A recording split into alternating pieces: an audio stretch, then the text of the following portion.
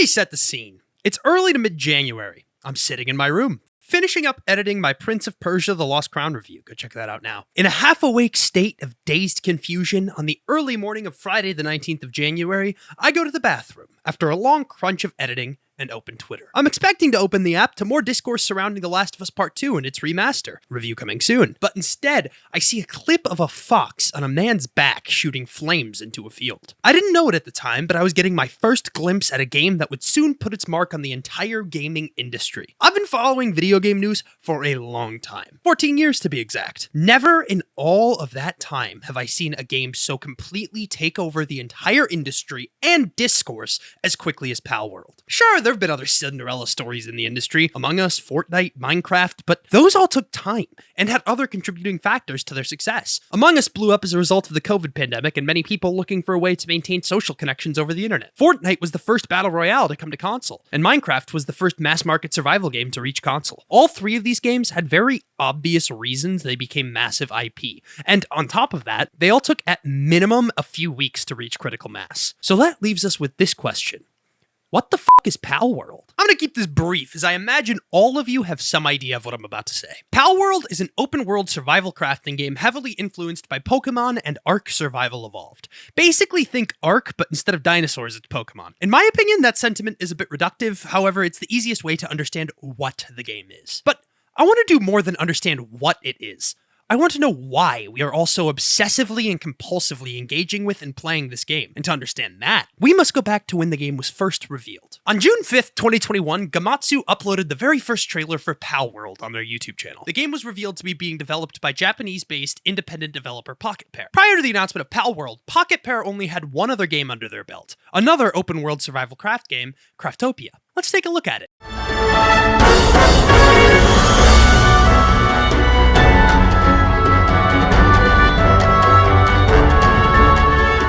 Let's just say Pocket Pair isn't shy of wearing their Nintendo influence on their sleeve. More on that later. Reception to the reveal of Palworld seemed to mostly be lauding the game as a meme. Just one look at the comment section of the initial reveal trailer is enough to show that there wasn't exactly much serious hype behind the game upon announcement. Over the next few years, Pocket Pair would occasionally show off more of the game at events like Summer Game Fest and Tokyo Game Show. But, for the most part, there wasn't exactly widespread excitement for the game. So then, that still leaves us with the same question. Why did Palworld become the biggest game on Steam the day it came out?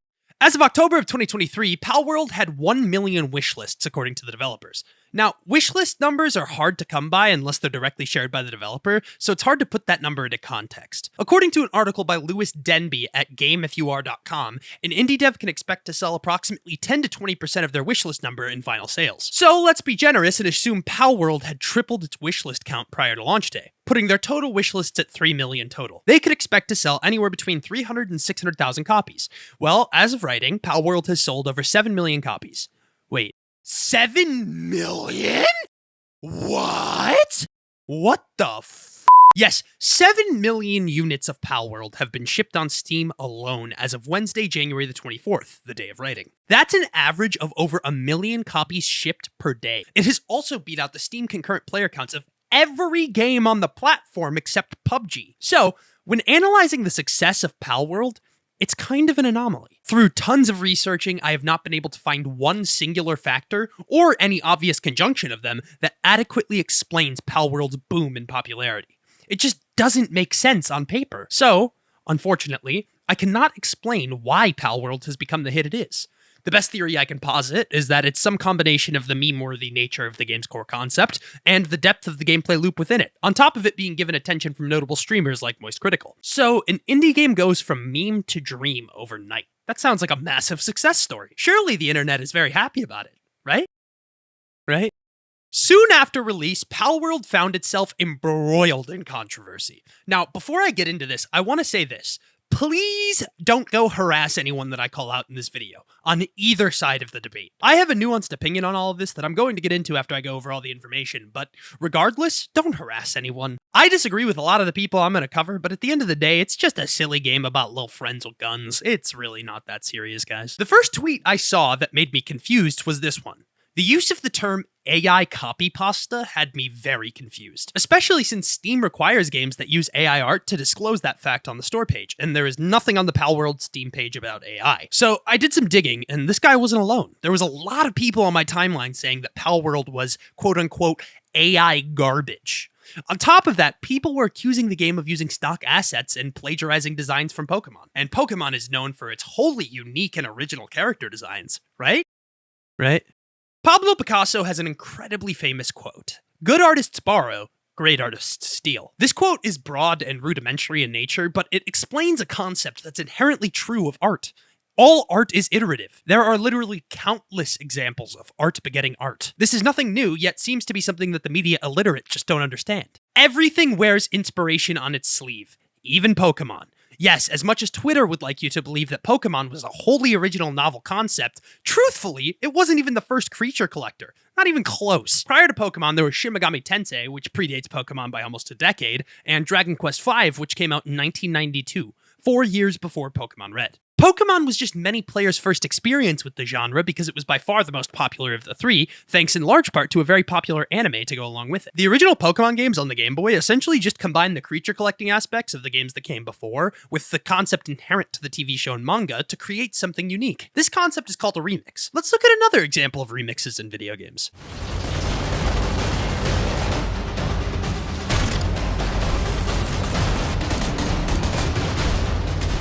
In 2017, PlayerUnknown's Battlegrounds was the biggest game in the world. It inspired tons of people to build gaming computers just to play it. It started off as a mod for the game DayZ, but spun off into its own game. If you weren't gaming at the time, I don't know how to describe to you the phenom that was PUBG. But keep in mind that all these years later, it still holds the record for peak concurrent player count on Steam. Now, while all this was going on, Epic Games had a lackluster crafting/tower defense game in early access titled Fortnite. Seeing the success of PUBG, Epic decided they had nothing to lose and implemented their own version of PUBG into Fortnite. Fortnite Battle Royale released in fall of 2017 and essentially took the concept of PUBG and added the building mechanics of Fortnite. And we all know how that turned out. 3, 2,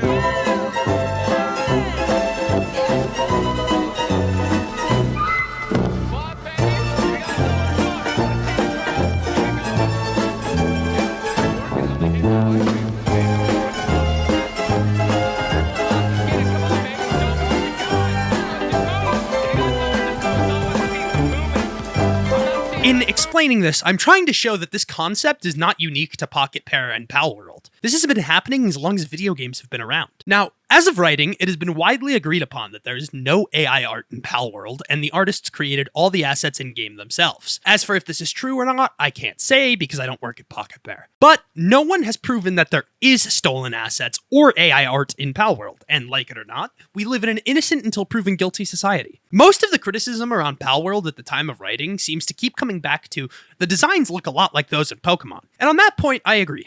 Many of the pals in Palworld clearly take some inspiration from Pokemon. But I would also argue that a lot of the Pokemon in Pokemon take inspiration from real-life animals. You can't copyright a fucking penguin. I think the problem really boils down to the fact of how unashamed Palworld is to wear its inspiration on its sleeve. It's not attempting to hide it at all. The biggest thing I take issue with in regard to this discourse is the sentiment shared by many online that because a lot of the ideas in Palworld have been seen before, the game is creatively bankrupt. This is an argument being tossed around by a lot of people online, and to be honest, it's complete and utter horseshit. Game development is a very difficult and complex task. Just because many ideas have been seen before doesn't mean that something is creatively bankrupt. The creativity of Palworld comes from the way it blends these ideas together. That blend is where the individuality of Palworld really shines. Just because crafting systems or monster collection systems exist in other games doesn't mean that Pocket Pair could just copy and paste those systems. They had to build those systems from the ground up, and on top of that, make sure they blend together in a way that is balanced, makes sense, and feels good to play. There's an excellent thread on this from the creative director at Arcane Leon, Dinga Bakaba, that I will link down below if you are interested. Before I move on to my personal opinions on the game, I want to say this. The amount of people just blatantly claiming that Palworld uses AI art and stolen assets without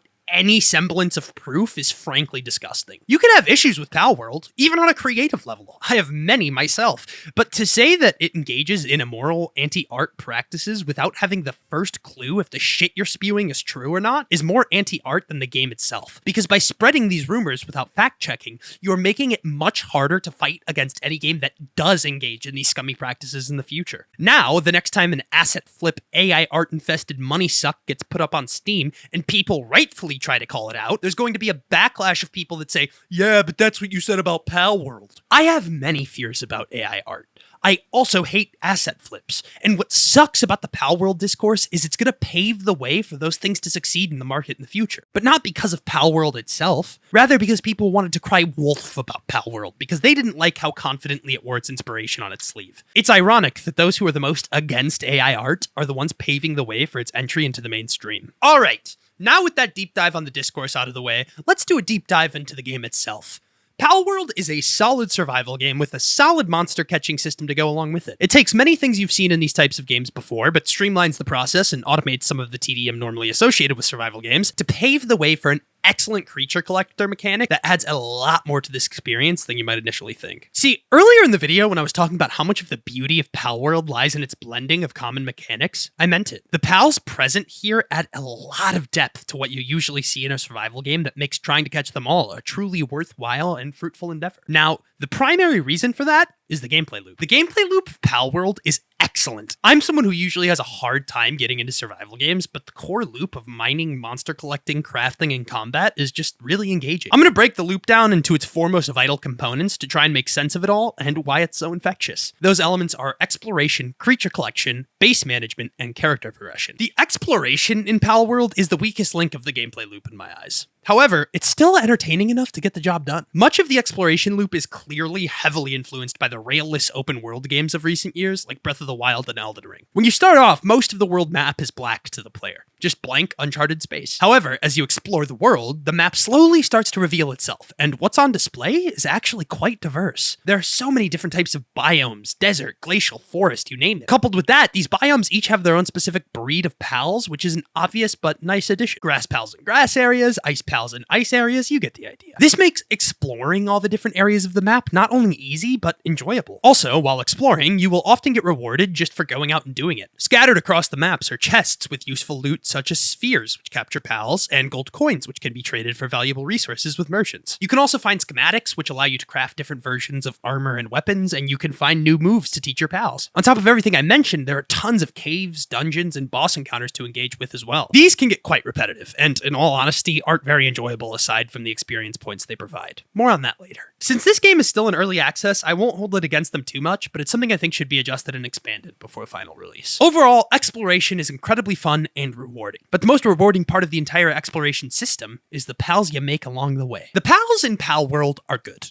They're not great. There's some problems with the AI, they don't have a ton of personality, but that's all stuff that can be fixed with updates. What would be much harder to fix with updates is the core function they serve in the game. But, thankfully for Pocket Pair, the function they serve in the game in the current state is great. You see, not only do your pals hang out at base when you're not around, they do work. They automate many of the tedious tasks that are often associated with the survival crafting genre. Hate mining wood or stone? Make a stone pit or a tree habitat and assign a pal to work on them. Every pal has tasks they are strong at and tasks they are not strong at, and this is getting at what I was talking about earlier, which is there's actually a reason to hunt down all the different pals. In Pokemon, the reason to catch them all really comes from a collectathon mindset. The reason you want to catch them all in Pokemon is because that's what you've been told is the point of Pokemon. Sure, they have different attributes and can help you in combat, but it's a single-player game, and there's a finite limit to how many of them you're going to use. Here in Palworld, though, the reason for catching them all is much more gameplay-driven. Catching new pals is essential if you want to stay efficient and keep your bases progressing. Also, the way they interact with the world is just amazing. Sure, they don't have that much personality, but because the game itself does, it makes it entertaining nonetheless. I've laughed every single time I've picked up a pal and just whipped it across my base towards a task I wanted us to work on. Or when I turned my little fox pal into a flamethrower. All these things are just silly and make engaging with the pals a fun endeavor, even if they themselves are a bit lifeless. But all of these things would be meaningless cherries on top of a shit cake if the core game wasn't good. So, what is the core game of Palworld? Well, most of what you'll actually be doing in Palworld is working on your base. upgrading it, and yourself along with it, in order to tackle the world bosses of the game, which are all pretty high level. Full transparency, I have about 20 hours in the game, and have only tackled one of these major world bosses and have seen 2. Regardless, to take on these bosses, you must level yourself up, and to level yourself up, efficiently at least, you need to level your base up. There are 20 base levels you need to complete in order to reach max base level. These levels each have tasks that must be completed to progress. They start simple, like build a fire, build a bed, etc. But as the game goes on, these challenges become more and more rigorous to complete. The most recent level took us about 4 hours of gameplay. We had to acquire the materials to build 2 separate assembly lines that let us streamline and speed up our resource production. There really is a lot of depth to the base building and crafting systems in this game, so it kind of infuriates me when people try to dismiss this game as a copy pasta or an asset flip. On top of the base progression, there's character progression and build diversity, which is always nice to see. Upon level up, you get 1 skill point and a certain number of tech points that correspond with your level. Each skill point can be put into a variety of skill areas, like build speed, which dictates how fast you can build things, or weight management, which is the amount of weight you can carry on your person, and so on. Each skill upgrade genuinely feels meaningful because your starting stats have you fighting like Elon Musk in a cage match, which is to say, not at all. At the beginning of the game, I was getting absolutely steamrolled by every pal I came across. But now, after upgrading myself and crafting better gear, I go into every fight feeling like I have a fighting chance. I love games where you start off really weak and slowly must build yourself up into a god. Sure, it's gamey, but it's fun to me. Also, those tech points I mentioned earlier are also incredibly meaningful. At the beginning of the game, there's very little you can craft, but as you level up, you get tech points. Those tech points unlock the ability to craft new items and weapons or even accessories for your pals. This loop is also really fun because it puts you on a looter-shooter-esque gear treadmill, but instead of grinding for meaningless pieces of gear that improve a score by 1 number, you're grinding for things that will make a tangible difference to the way you interact with the game and the world within it. I can't speak much to the late game grind, or if those tech points become more useless after a certain point. I'd imagine they do, but in the early to mid game, this system is super engaging. Okay, now that I've sung the praises of Palworld and glazed it up for a while, it's time to discuss the aspects of the game I'm not so high on. To keep it simple, I'm going to break it down into 3 categories: art direction, sound design, and dungeons. I'm just going to say it. The art direction of Palworld is no good.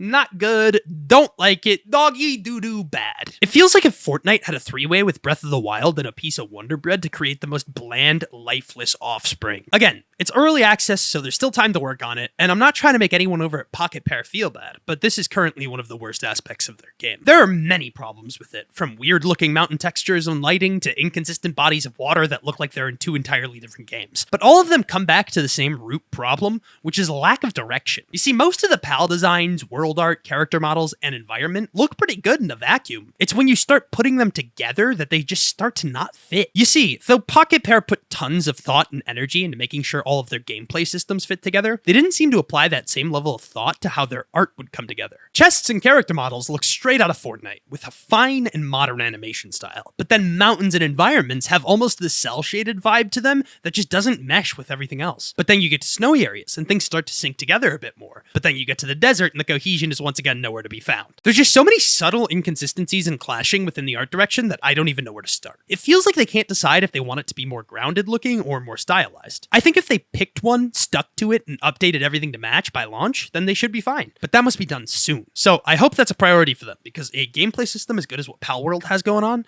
deserves better in the art department. Another area in which Palworld deserves better is the sound design and music. This is probably the worst aspect of the game, if I'm being honest. I mean, a lot of the music and sound design is so violently uncreative and offensively bad that it feels like a demo of a student game at a community college. All the PAL and environmental sounds are so compressed that it feels like they've been put through a trash compactor. The sounds are so static and don't react at all to player movement. Enemy death sounds are copy-pasted everywhere, and the score is perhaps even more directionless than the art. In fact, I'm gonna rag on the score for a bit before getting to the other stuff. The music is so tonally inconsistent that it's hard to know where to begin. At one moment it feels like Breath of the Wild, but the next it goes into traditional orchestral music, and it just flip-flops between a bunch of different weird, shitty styles that are all so contrived. And unlike other scores that try to mix styles, Palworld's makes absolutely no attempt to blend these styles with anything. No consistent motifs, vastly different instrumentation, different mixing and mastering styles. I mean, it honestly feels like a disparate collection of royalty-free film score tracks that were ripped off of YouTube. And the quality of the recordings is so bad that it